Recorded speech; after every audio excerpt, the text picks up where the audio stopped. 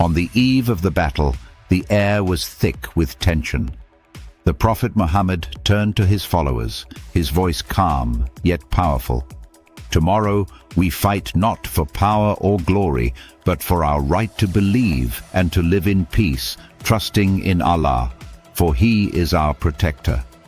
His words ignited a fire in the hearts of his companions, reminding them of their purpose. In the year 624, the sun hung high over the dry landscape of Badr, a small oasis in the heart of the Arabian Peninsula. The emerging Muslim community in Medina was facing immense challenges. After fleeing persecution in Mecca, the Prophet Muhammad and his followers had established a new home. But tensions with the Quraysh, the powerful tribe that controlled Mecca, were escalating. The Quraysh of Mecca were led by the fierce Abu Jahl, determined to crush the growing influence of the Muslims.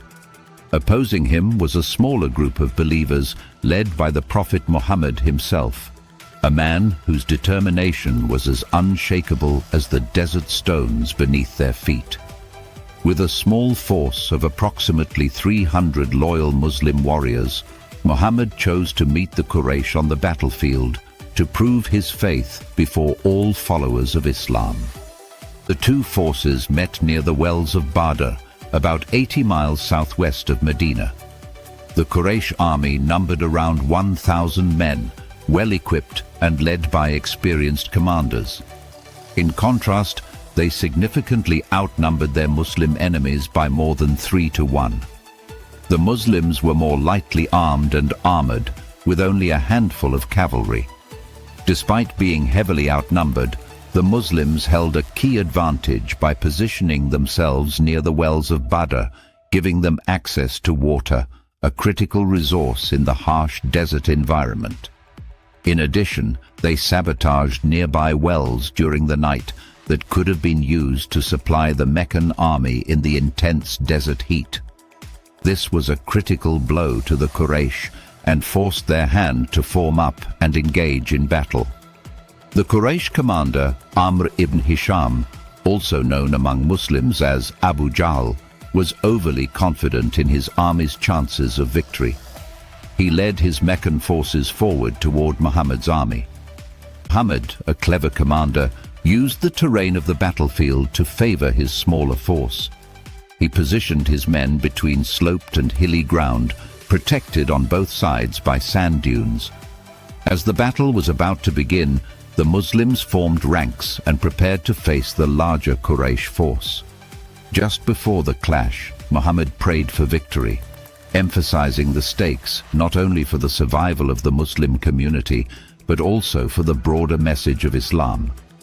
Before the main forces engaged, a Quraysh warrior named Al-Aswad ibn Abdul Asad al-Makhzumi stepped forward and swore that he would drink from the Muslims' well, destroy it, or die trying.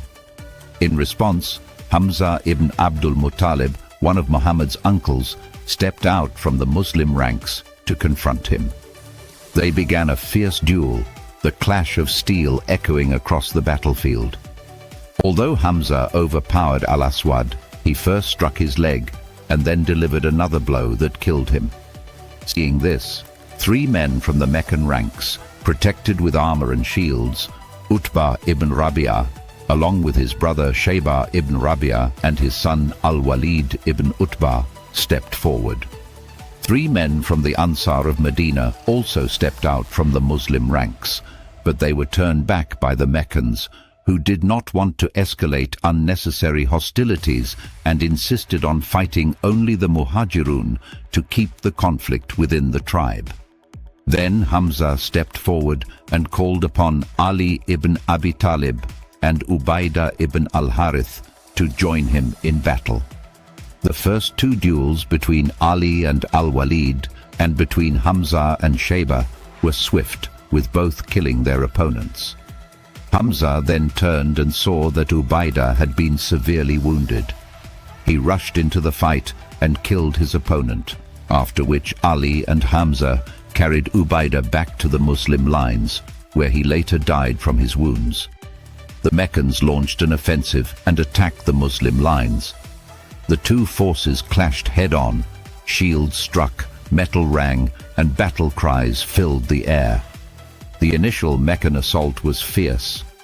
The Quraysh cavalry attempted to break through and encircle the Muslims, while Muhammad, positioned at the center, was heavily outnumbered and slowly losing ground.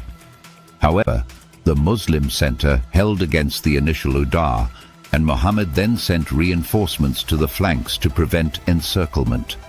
Exhaustion began to take hold of the men on both sides. Amr ibn Hisham ordered his soldiers to pull back. The Muslims had successfully repelled the first attack, but it did not last long. The Quraysh regrouped and attacked again, throwing themselves again and again against the wall of Muslim shields. Despite their numerical superiority, the tactics and unity of the Muslims began to turn the tide of the battle. Many of them believed they were receiving divine assistance, feeling that God himself was supporting them on the battlefield. Inspired by their faith and unity, they continued to advance, united around their leader. Muhammad sensed the opportunity and ordered a decisive advance. The Quraysh, who had been confident in their victory, began to falter. Their lines broke under the pressure, and eventually they fell into a full retreat. The battle ended in a decisive victory for the Muslims. Around 70 Quraysh fighters were killed, including several of their leaders, while the Muslims lost approximately 14 men. The aftermath of the battle had profound consequences for both the Muslims and the Quraysh. The victory established the Muslims as a serious force on the Arabian Peninsula and strengthened Muhammad's leadership.